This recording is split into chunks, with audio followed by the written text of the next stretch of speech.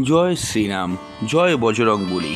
বন্ধুরা, আপনার জীবনে কি একের পর এক বাধা আসছে? অনেক চেষ্টা করেও কি সফলতা আসছে না?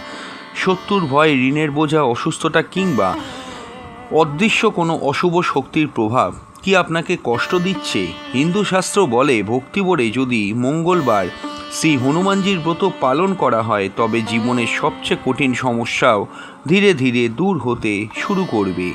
কারণ তিনি শুধু শক্তির দেবতা নন, তিনি ভক্তের দুঃখ হরণকালী, সংকটমোচন এবং শ্রীরামের পরম সেবক। আজ আমি আপনাদের শোনাব মঙ্গলবারের এক অত্যন্ত পবিত্র ও অলৌকিক হনুমান ব্রত কথা।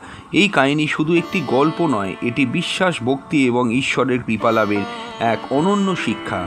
তাই ভিডিওটি শেষ পর্যন্ত অবশ্যই দেখবেন। আর যদি আপনি শ্রী হনুমানজির ভক্ত হন তাহলে মন থেকে একবার লিখুন, জয় বজরংবলী। অনেক বছর আগে এক ছোট্ট গ্রামে বাস করতেন এক দরিদ্র ব্রাহ্মণ এবং তার স্ত্রী। সংসারে ছিল চরম অভাব।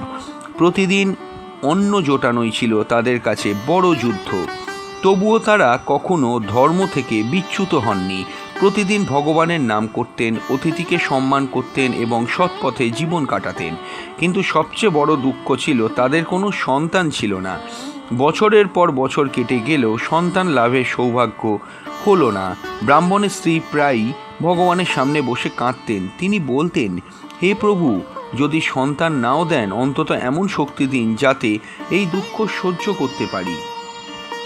একদিন গ্রামের এক বৃদ্ধ সাধু তাদের বাড়িতে এলেন। ব্রাহ্মণ দম্পতি নিজেদের না খেয়ে সেই সাধুকে আহার করালেন। সাধু তাদের ভক্তি দেখে অত্যন্ত সন্তুষ্ট হলেন।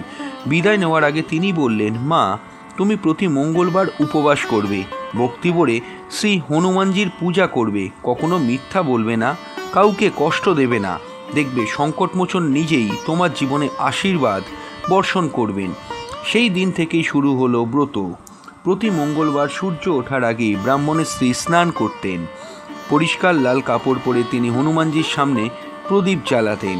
সিঁদুর, জবা ফুল, কলা, গুড় এবং বেসনের লাড্ডু নিবেদন করতেন। সারাদিন উপবাস থেকে সন্ধ্যায় হনুমান চালিসা পাঠ করতেন। দিন গড়িয়ে মাস, মাস গড়িয়ে বছর, কিন্তু তবুও কোনো পরিবর্তন এলো না।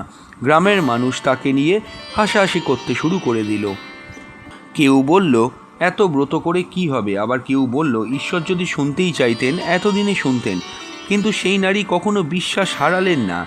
তিনি শুধু বলতেন, যেদিন শ্রী হনুমান চাইবেন সেই দিনই আমার জীবনের অন্ধকার দূর হবে। এইবার ঘটল এক অলৌকিক ঘটনা। এক মঙ্গলবার প্রচণ্ড ঝড় বৃষ্টি শুরু হলো, চারদিক অন্ধকার। ঠিক সেই সময় এক বৃদ্ধ সন্ন্যাসী তাদের দরজায় এসে দাঁড়ালেন। তিনি বললেন, মা, আমি খুব ক্ষুধার্ত, আমাকে কি একটু খাবার দেবে? কিন্তু সেদিন ছিল মঙ্গলবারের উপবাস। বাড়িতে মাত্র এক মুঠো আটা ছিল, যা দিয়ে রাতে ব্রত ভঙ্গ করার কথা। নারী এক মুহূর্ত দেরি করলেন না।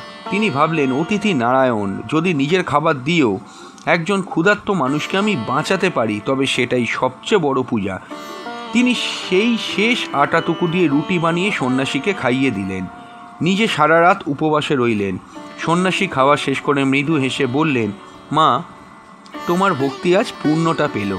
খুব শীঘ্রই তোমার জীবনে এমন পরিবর্তন আসবে যা তুমি কল্পনাও করনি। এই কথা বলে তিনি অদৃশ্য হয়ে গেলেন। নারী বিস্ময়ে স্তব্ধ হয়ে গেলেন। পরদিন গ্রামের মানুষ জানালো, সেই রকম কোনো সন্ন্যাসীকে কেউ কোথাও দেখেনি।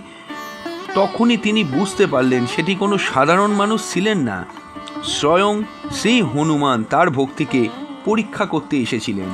কয়েক মাসের মধ্যেই সেই ব্রাহ্মণ দম্পতির জীবনে অলৌকিক এক পরিবর্তন শুরু হয়ে গেল। এক ধনী জমিদার, তার কোনো উত্তরাধিকারী ছিল না। ব্রাহ্মণের সততা দেখে তাকে নিজের সমস্ত জমির দেখাশোনার দায়িত্ব দিলেন। সৎভাবে কাজ করার ফলে ধীরে ধীরে তাদের দারিদ্র্য দূর হতে লাগলো। কিছুদিন পরে সেই ব্রাহ্মণীর কোল আলো করে জন্ম নিল এক সুস্থ সুন্দর পুত্র সন্তান। সারা গ্রাম বিস্মিত হয়ে গেল। যারা একসময় তাকে নিয়ে হাসত তারাই আজ বলল, সত্যি ভক্তি শক্তির কাছে অসম্ভব কিন্তু সম্ভব হয়ে যায়। সেই দিন থেকে গোটা গ্রামে মঙ্গলবারের হনুমান ব্রত পালনের প্রচলন শুরু হলো। এই কাহিনী আমাদেরকে শেখায়, শ্রী হনুমান কখনো ভক্তকে ত্যাগ করেন না। তার আশীর্বাদ পেতে হলে শুধু উপবাস করলেই হয় না, প্রয়োজন সত্যবাদিতা, নিঃস্বার্থ সেবা, দয়া, ধৈর্য এবং অটল বিশ্বাস। যখন মানুষ সব দিক থেকে ভেঙে পড়ে, তখনও যদি সে ভগবানের উপর আস্থা রাখে, তাহলে একদিন না একদিন তার জীবনে আলোর সূচনা হবেই। মঙ্গলবার সকালে স্নান করে পরিষ্কার লাল বা গেরুয়া বস্ত্র পরুন। শ্রী হনুমানজির সামনে সরিষার তেলের প্রদীপ জ্বালান। সিঁদুর, লাল ফুল, কলা, গুড় ও লাড্ডু নিবেদন করুন। সম্ভব হলে হনুমান চালিসা 7 বার অন্তত, যদি নাও হয় 1 বার পাঠ করুন। দিনভর নিরামিষ আহার করুন অথবা উপবাস পালন করুন। ব্রতকথা শ্রবণ করুন। মিথ্যা কথা, রাগ, অহংকার ও কাউকে অপমান করা থেকে বিরত থাকুন। গরিব মানুষকে সামর্থ্য অনুযায়ী আপনি দান করুন। বন্ধুরা, মনে রাখবেন, শ্রী হনুমান শক্তির প্রতীক, কিন্তু তার সবচেয়ে বড় শক্তি হলো ভক্তির প্রতি তার অপরিসীম ভালোবাসা। যে হৃদয়ে শ্রীরামের বাস, যে জীবনে সততা, যে মনে দয়া, সেই হৃদয়েই শ্রী হনুমানের বাস। আসুন আমরা সবাই একবার আন্তরিকভাবে প্রার্থনা করি।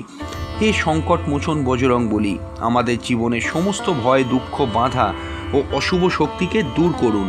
আমাদের সত্যের পথে চলার শক্তি দিন। শ্রীরামের চরণে অটল ভক্তি দান করুন। জয় শ্রীরাম, জয় বজরংবলী। ভিডিওটি ভালো লাগলে, নতুন হলে আমাদের চ্যানেলটা সাবস্ক্রাইব করে অল নোটিফিকেশন বেলটি কিন্তু প্রেস করে যাবেন। নমস্কার।